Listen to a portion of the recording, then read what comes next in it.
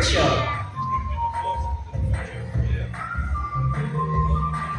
Now guys, for next featured birds are just like any best of friends.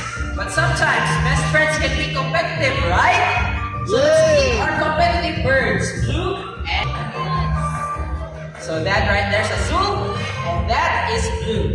Now before we start this battle, I shall be dividing you into two groups. Now for the boys, I want to hear you cheer for Blue. Say go Blue, go Blue. For the girls, I want to hear you cheer for Azul. Say go Azul, go Azul.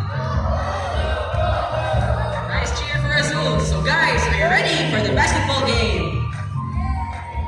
Want my energy? Are you guys ready? Yeah! Birds ready. Trainers ready. Set, go. Let's go, birds, and see who will win this game. So here are both birds with their first ball. Second ball for both birds. Let's see who wins this game. And Blue wins this game. Okay, yes, Azul deserves a second chance. And we're gonna do it with a rig race. Now the mechanics of this game is ready, set, go! Let's go, birds! So here we have Blue in his first ring, followed by second ring. Oh hey, what is this? Three rings at the same time. What a clever technique by the girls. So guys, is it true that the girls are wiser than the boys? So a round of applause for beautiful birds, Blue and Azul.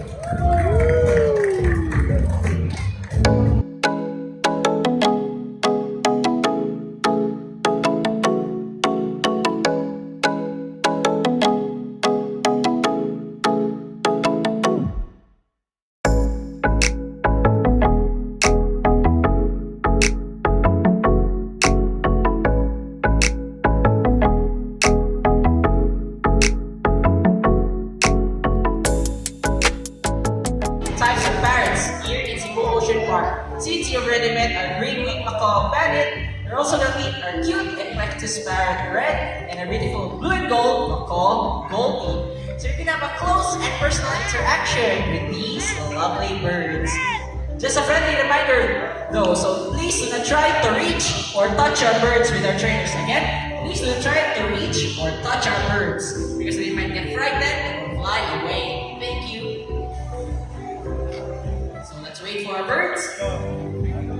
That right there is our green-winged macaw bandit.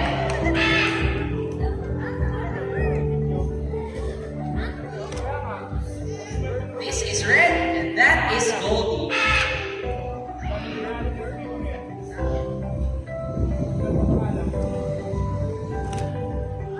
So let's start with bandit right over there. So bandit is a green-winged macaw. Now, green-winged macaws have a body which is covered with red plumage. Their wings and tail feathers are colored green and blue. They have a wide naked face striped with small red feathers. They are considered as the second largest parrot next to hyacinth macaw. That is why they are called the gentle giants of the Amazon rainforest. Their scientific name is called Arachnopterus. Say hi to everyone, Brandon. Very good. How about the other side? Very good, bandit. Up next, we have our beautiful blue and gold macaw, Goldie. Now, blue and gold macaws have a solid shade of blue on their backs and a beautiful shade of yellow in their bellies and inner wings. Their eyes and beaks are solid black. These birds can reach approximately up to 80 centimeters tall and can be found in countries such as in Peru, Bolivia, Brazil, and Paraguay.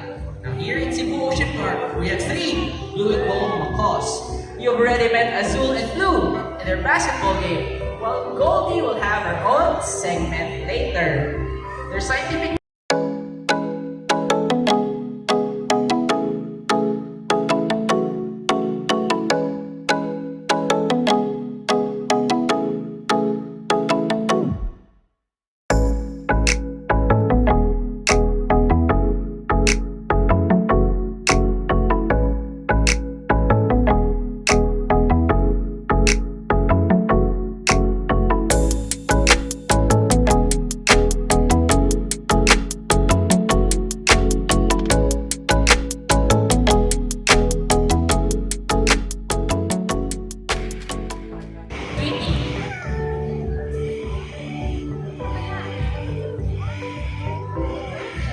let's start with Tweety right here. Now, Tweety is a sulfur-crested cockatoo. Now, these birds prefer to inhabit the edges of tropical and subtropical rainforest. Now, these birds are known for their prominent white feathers, their black curved bills, and their prominent yellow sulfur crest.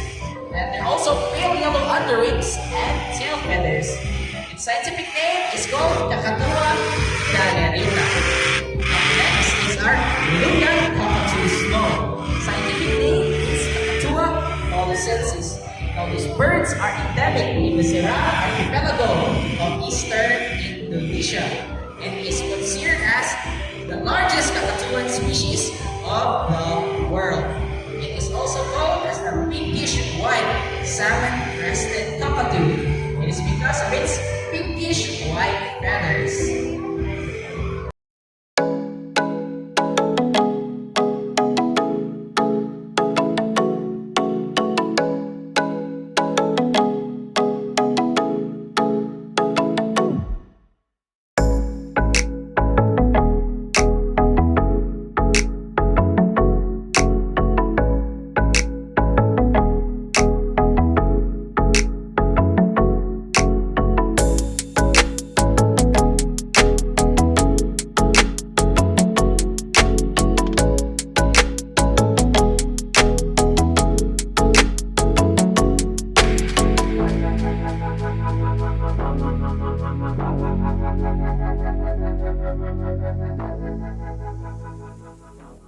Our mathematical wizard, Snow.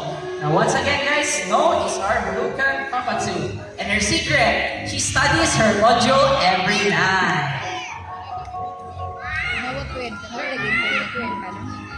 So mag-video siguro ko. So ready naman trainer Nika and Snow, did you study? Okay, so let's see if Snow can solve the equation for us. Woo! Snow grabs the first number, the number 3. So guys, is the first number correct? Yes! Okay, very good, Snow. Let's see if Snow can get the second number correctly. Oops, Snow! Naglibog na si Snow. Mag-short tali ha.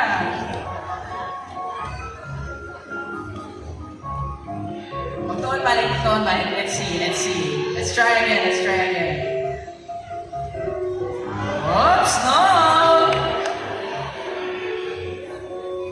Remember, our equation, Snow, is 17 plus 20. And there you go!